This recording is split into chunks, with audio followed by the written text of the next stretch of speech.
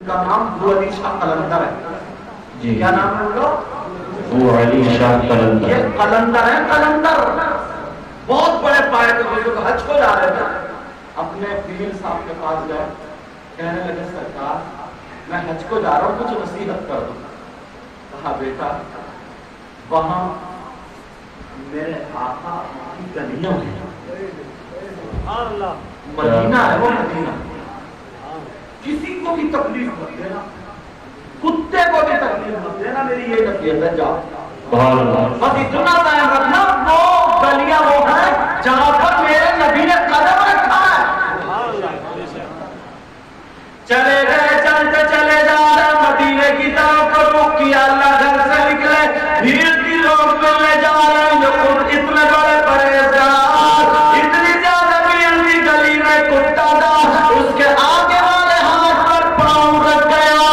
مگر یہ جو چلتے چلے گئے, جب حج کر کے واپس آئے تو اپنے پیر و مرشد سے ملنے گئے تو دیکھا پیر و مرشد کے پٹی بنی ہوئی ہے یہاں پر. کا سرکار کیا ہو گیا, کیسے ٹوٹ گیا؟ تو ابو علی شاہ قلندر سے بولے, او نادان میں نے سمجھایا تھا, ارے خود پاؤں رکھتا کرتا کیسے ٹوٹ گیا؟ واہ واہ واہ, کیا بات ہے, واہ واہ.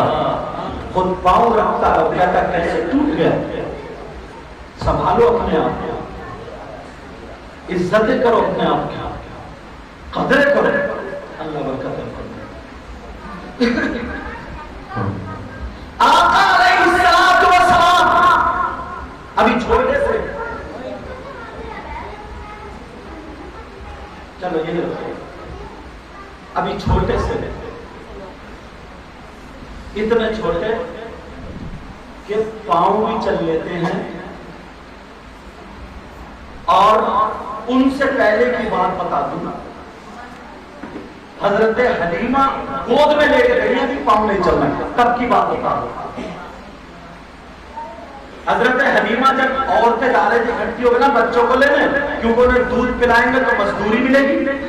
حضرت حلیمہ کی ایک بکری ایسی تھی جس کا پیٹ بہت زیادہ پھول گیا تھا, اس کی ران ٹپک رہی تھی, بس سانسیں چل رہی تھی, سسک رہی تھی. اب وہ ایک طرف پڑی تھی, پیٹ پھول گیا. حلیمہ یہ سوچ کے رہی تھی کہ یہ بچے بھی نہیں, میں آؤں گی تو مری ملے گی. مگر ادھر سے میرے آقا کو لے کر کے جب آتی ہے حضرت حلیمہ, آ کر کے آقا گود میں ہے, گود میں, تو جیسے ہی بکری کو دیکھنے گئی, بکری سسک رہی تھی. میرے نبی ایک مہینے کے بھی ابھی پورے نہیں ہوئے ہیں, جیسے ہی بکری کے بعد بیٹھی, حلیمہ کا بیٹھنا تھا, میرے نبی کا پاؤں یہ تلوائے مبارک بکری کے پیٹ پہ لگ جاتا ہے. بکری کے پیٹ پہ لگنا تھا, بکری اٹھ کے بیٹھ جاتی ہے, ساری بیماریاں ختم ہو جاتی ہے.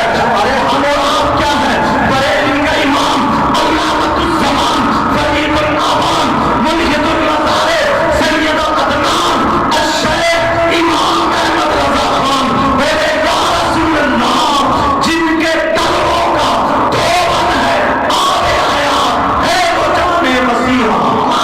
نعرہ تکبیر, نعرہ رسالہ, بس نبی اعلیٰ حضرت علماء اہل سنت, جشن میلاد النبی حضرت علامہ سید مقیم الرحمان صاحب قبلہ, سبحان اللہ سبحان اللہ. بہت خوب, جن کے قلبوں کا دھوبن ہے, آب حیات ہے وہ جان مسیحا ہمارا نبی. وہ بکری ساری بکریوں میں جو مرنے والی تھی, ساری بکریوں میں زیادہ فربا ہو گئی, صحت مند ہو گئی. اللہ, اور ذرا سنو آقا, چلو یہ تو خالی آقا جب دنیا میں تشریف لے آئے تب کی بات ہے. ایک شخص ایسا تھا جو بیچارہ غریب تھا مگر بڑا مؤدب تھا, بہت ادب سے رہتا تھا. اپنے گھر میں 2-3 اگربتی سلگاتا تھا اور جمعرات کو میلاد شریف پڑھتا تھا. گھر کی بچیوں کو بٹھا دیا کرتا تھا, بچوں کو بٹھانا کرتا تھا. اب जो भी होता था, और गरीब इतना था बेचारा भीख मांगता था, मगर नबी का मीराद पड़ा करता था। उसने सुन लिया अगर किसी के माँ बाप को खुश करना है ना तो उसके बच्चों को प्यार करेंगे, उसके बच्चे को प्यार करेंगे ना तो उसके माँ बाप खुद खुश हो जाएंगे। अब वो सुबह को निकलता था और ये कहता था कि मुझे नबी के बच्चों का सदका देना। सुभान अल्लाह। रात को मीरात के बाद मांगता था, कहता था आका मौला परवरदिगार तू मुझे अपने महबूब के बच्चों का सदका देना।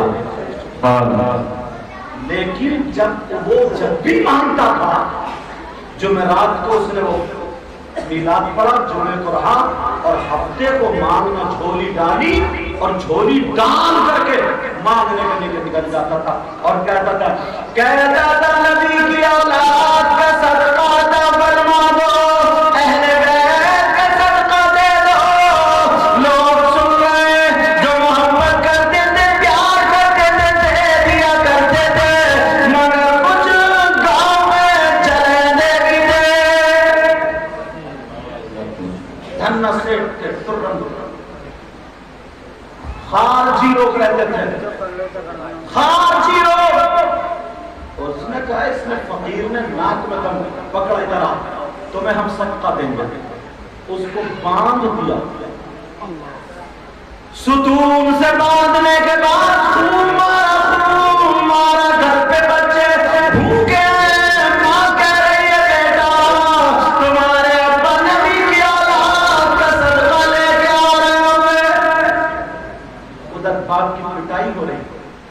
अल्लाह कहा अब क्या मांगता था, अब भी नबी के बच्चों का सदका लाया। जालिम अंदर से कैंची और जबान काट दी, पकड़ के जबान काट दी और काटने के बाद उसके हाथ से दे दी और ले ये है नबी के बच्चों का सदका।